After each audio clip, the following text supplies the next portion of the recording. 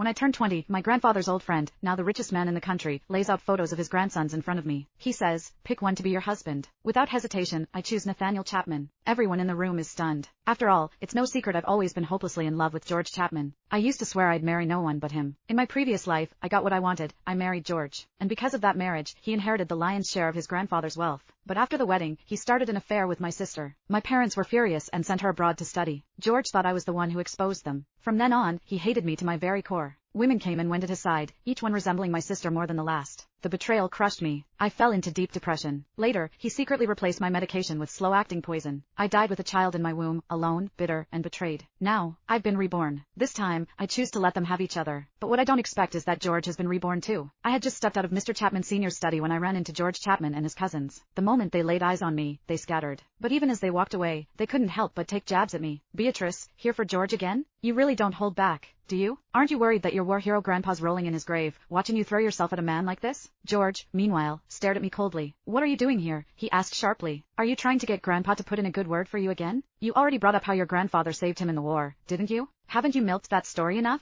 You know what, don't bother. You've already embarrassed me enough by turning our relationship into the talk of the town. I haven't made up my mind about the wedding. No matter who you run to, it won't make a difference. His eyes were filled with contempt and disgust. Just like in my previous life, my love had never been enough to move him. I let out a long breath before calmly saying, does this have anything to do with you? Mr. Chapman Sr. was the one who invited me. He's throwing a birthday party for me tomorrow. As soon as my words settled, George's cousins froze. What? Grandpa's hosting a party for you? One of them blurted. I knew exactly why they looked so stunned. Mr. Chapman Sr. hadn't involved himself in family affairs in years. Now that he was stepping in, it was clear this was more than just a birthday party. He had once told me that on my 20th birthday, I'd have to choose a husband from among the Chapman young men. Whoever I picked would inherit most of his personal estate and take over as the head of the family. After the initial shock wore off, George's cousins turned to George with teasing grins. Congrats, George. Don't forget about us once you're in charge, said one. Another chimed in, with Grandpa backing you, you can finally step into the big leagues. Congrats to you, too, Beatrice. After all these years of trying to win me over, it looks like you're finally getting what you want. You must be thrilled, George remarked, sarcasm dripping from his voice as he shot me an arrogant look. Then, he leaned in closer and whispered, but to avoid the same pathetic ending as last time, there's something you must agree to. Once we're married, we live separate lives. You stay out of my business. That's the only way I'm saying yes. His words sent a ripple of shock through me. I hadn't expected him to make such a ridiculous demand. I stared at him, suspicious. Had he been reborn, too? Just then, a kittenish voice piped up behind me. Beatrice? My younger sister, Isabella Layton, approached us. She wore a miniskirt, and a shy smile tugged at her lips. Every now and then, she'd let out a soft cough. Seeing that, George hurried over to her. You shouldn't be out when you're sick. Isabella lowered her head, looking pitiful. Georgie, it was my dad's idea. He didn't want Beatrice to come alone. George took her hand and glared at me. How pampered can you be? You need a chaperone just to leave the house, he spat. Can't you see Bella's not feeling well? Having said that, he led Isabella away. As they walked off, George glanced over his shoulder and warned, Beatrice Layton, if you keep acting like this, there's no way in hell I'm marrying you. His words made me chuckle. The truth was, I was the one who didn't want to marry him. It was the day of my birthday party. George didn't show up until the elders had gradually taken their leave, arriving with Isabella in tow. Her cheeks were flushed, and his neck bore bold red marks. Anyone who saw it could guess what they had just been doing. If this had been old me, I would have broken down right there, sobbing and demanding answers. How could they do such a thing? One was the man I loved, and the other was my sister, after all. Did my feelings mean nothing to them? But now, I only spared them a glance before turning back to chat with the people around me. George noticed my gaze lingering on the marks for just a moment. Instantly, he stepped in front of Isabella, shielding her. Seconds ticked by, and still, I didn't make a scene. My silence seemed to irritate him. He forced a smile and asked, Beatrice, you're not pretending to be all gracious just because you're afraid I won't marry you, are you? Well, that might be for the best. I'm going to be the head of the Chapman family soon. I can't be expected to stick to just one woman. There'll be plenty of ladies in my life.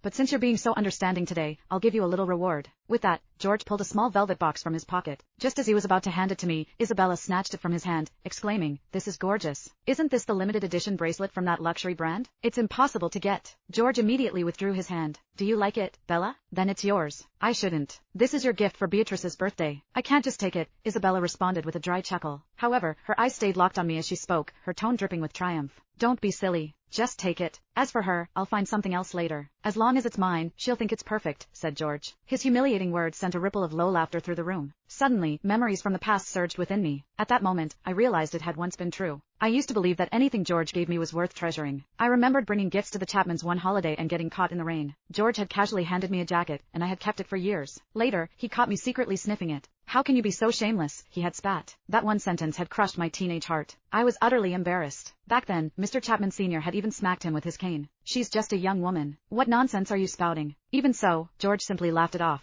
After that, he exaggerated the story whenever he retold it. Before long, I had become a joke to everyone. Looking back now, all of it felt so pathetic. At that moment, I turned to leave, but George stopped me. What's the matter? Are you upset? Can't keep up the act anymore, huh? I knew it. An evil woman like you could never be understanding. He gripped my wrist tightly as he spoke. I looked down at his hand, then yanked myself free. Have some respect, Mr. Chapman. George froze momentarily before retorting. Respect? What for? Aren't you the one who's been dying to marry me? We'll be living together soon, so what's the act for? Who said I was marrying you? I shot back. A stunned silence fell over the room. A beat later, everyone burst into laughter. Who else would you marry? George responded with a sneer. You're obsessed with me. Do you really think you'd marry someone else? Besides, the only other eligible bachelor in my family is Nathaniel. But ever since his accident, he's been in bad shape. He's always sick, and no one knows how long he's got. I've even heard that certain abilities of his are damaged. Do you want to spend your life with a man who can't give you anything? Chapter 3. Everyone in the room fell silent. All eyes were on me as they waited for my response. Right then, someone wheeled Nathaniel Chapman into the room. He looked genuinely ill, so weak that he couldn't leave his wheelchair. A knowing smile spread across everyone's faces at that sight. I was about to declare that I would marry Nathaniel when Mr. Chapman Sr.'s words came to mind. Since you've chosen Nathaniel, I respect your decision, he had said. But for now, don't say anything. Everyone will know once things settle. After a moment's hesitation, I stopped myself from speaking. Nathaniel didn't say anything either. He calmly glanced at me, but I caught a flicker of disappointment in his eyes. I understood Mr. Chapman Sr.'s concerns. The Chapman family was enormous, and every one of them had their eyes set on his fortune. So, I chose not to argue with George. Instead, I let them laugh as much as they wanted, then walked away. Isabella and I were in the same car on the way home. She sat beside me and smugly flicked her wrist. The diamonds caught the light, sparkling so brightly that I had to squint. So what if you marry George? You'll never truly win his heart, she remarked. To everyone else, Isabella was the epitome of a sweet, harmless woman. But in private, her true nature showed. As I studied her, I couldn't help but remember the time I caught her and George in bed in my previous life. She had curled up in his arms, trembling like a scared child. He, on the other hand, had been afraid I'd hurt her. So, he shielded her. The shock of it had been so intense that I'd fainted right there. After that incident, my parents sent Isabella to study abroad. She then married an heir living overseas. Her life had been far better than mine. But in this life, I decided to let her have George. I wanted to see how things would unfold for her. With that in mind, my lips curled into a faint smile as I said, "You're right. What's the point of having him if I can't win his heart? I hope you grow up quickly and marry him soon. I wish you both a lifetime of happiness." For a moment, Isabella looked taken aback. A second later, she raised a brow and chuckled. "You can pretend it doesn't bother you. But no matter what, George loves me." Some time later, Thanksgiving arrived. Once again, my father asked me to deliver some gifts to Mr. Chapman Sr. As soon as I entered the Chapman residence, I ran into Isabella. It had been days since she'd last gone home. Dressed in a designer gown and matching jewelry, she exuded elegance.